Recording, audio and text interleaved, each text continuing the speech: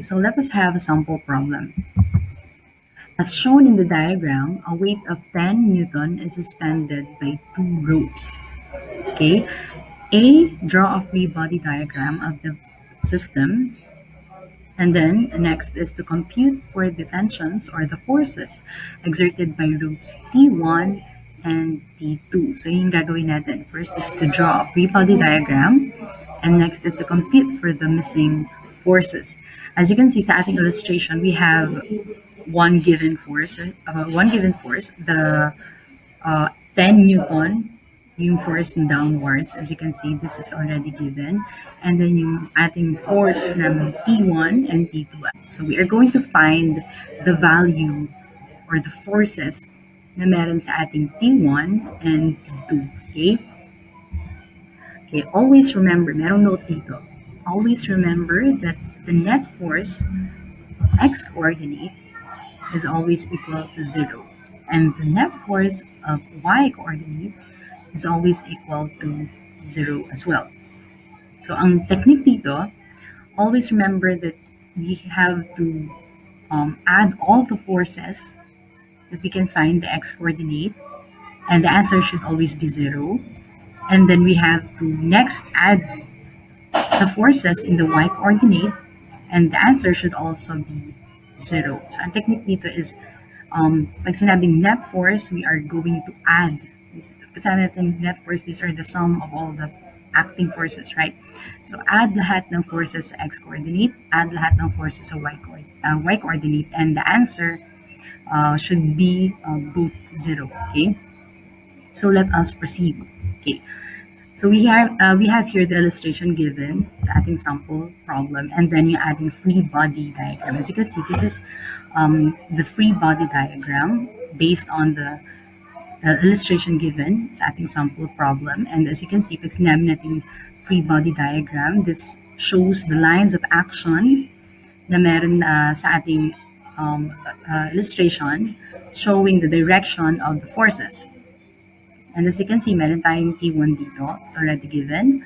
And then ang ating T2. Now, before we begin solving and computing for this for the value of T2 and T1 and T2, let us name muna yung ating mga forces na meron sa x and y coordinate. So let us start with x coordinate. Laging yung tatandaan that x coordinate is yung ating horizontal line, and yung y coordinate yung ating vertical line. So here is the y coordinate and here is the x coordinate. Now let us name the forces we have to find sa ating x coordinate. So given ang ating T2, and then T2, ito yung force going to the right, and then we have force going to the left. Okay, so pangalanan natin itong T1x, y T1x, because nasa left side tayo. So since it is in the left side, so T1, di ba? Ito yung ating force sa left. So T1. And then we add x because nasa x coordinate siya. Okay? So meron tayong T2 and meron tayong T1x.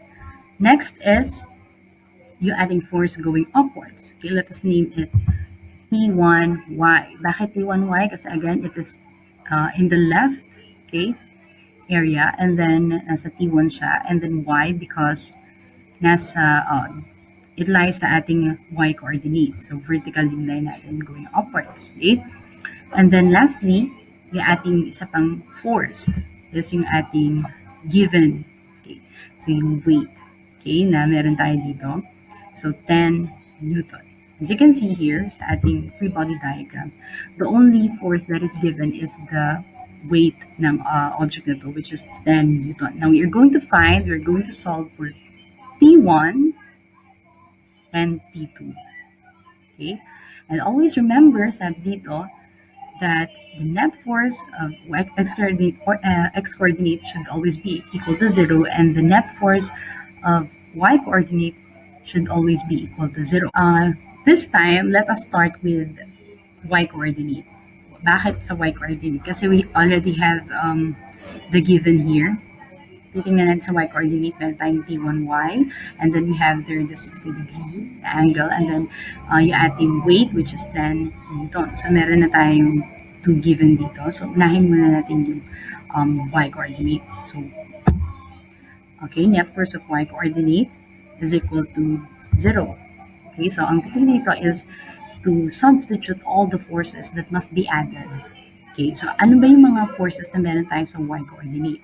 So meron tayong T1y and weight. Okay, T1y, yung ating y coordinate, and weight. Okay, nasa vertical line po tayo. So since the direction of T1y is going upwards, we can say that this is a positive number. And since the direction of weight, this object, is downwards, the force dito is downwards, we can say that this number is negative. Okay? Negative yung ating weight because the direction is downwards. Okay? So let us substitute, okay, all the given forces sa ating y coordinate. So T1y, unahin lagi natin yung positive. T1y, positive T1y, minus weight is equals to 0. Bakit again minus? Kasi the direction of the weight is downwards. Okay? T1y minus weight equals to 0. Now, since ang hinahanap natin is T1 and T2, okay, so T1 muna natin yung T1. Okay, let us leave T1 and then i-transpose natin yung ating weight to the other side. So, pag i-transpose natin yung negative weight sa kabilang side, it will become positive. Okay, so T1y is equals to weight. Now, let us substitute the value of T1y and weight. Okay, so sa T1, okay, meron tayong T1, tapos y. Okay, pag y lagi, y coordinate, we are going to use sine, right? So, T1y sine 60 degree, okay, is equals to weight. Now, let us also substitute weight. Okay, so 10 Newton. So, now, yung sine 60 degree, no, let us calculate sine 60 degree, okay, using scientific calculator, and kapag kinuha natin yung kinalculate natin yun, ang lalabas sa sagot is 0.87. So T1 0.87 is equals to 10 Newton. Okay, now since we have this, iwan natin yung T1 kasi ito yung hinahanap natin. Let us transpose 0.87 to the other side. So meron na tayong T1 is equals to 10 Newton over or divided by 0.87. And kapag dinivide natin yan, calculate natin yan, the answer is T1 is equals to 11 Newton. So now, nahanap na natin yung ating T1, which is 11 Newton. Now, let us also solve for T2. Let us find the value of T2.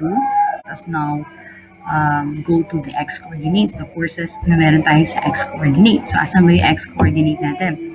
Nasa ating horizontal line. So, meron tayong T2 at meron tayong T1x. Okay? So, net force of x-coordinate is equals to 0. Substitute natin yung forces na meron tayo sa x-coordinate. We have T2 and T1x. Since the direction of T2 is going right, we can say that this is a positive number. And since the direction of T1x is going left, we can say that this is a negative number. Okay?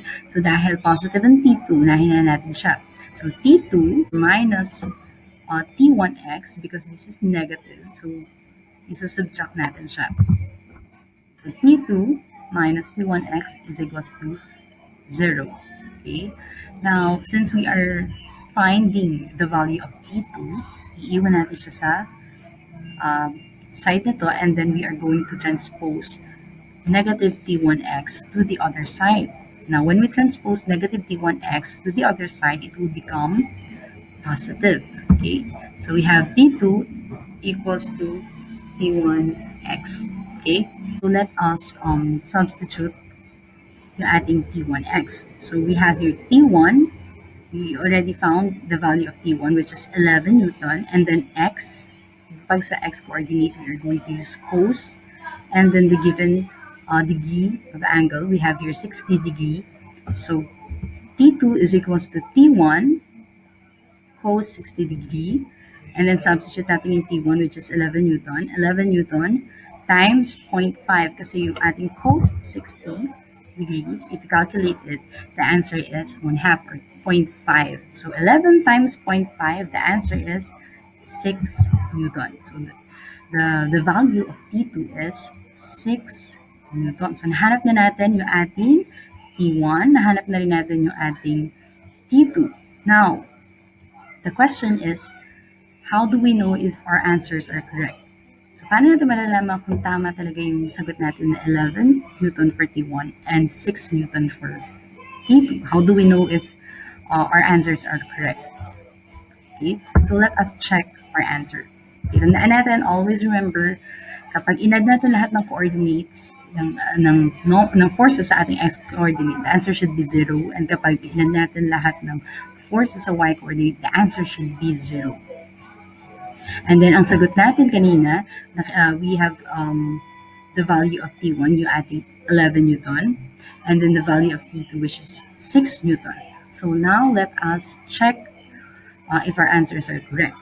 So let us start with x-coordinate. Okay, x-coordinate muna tayo.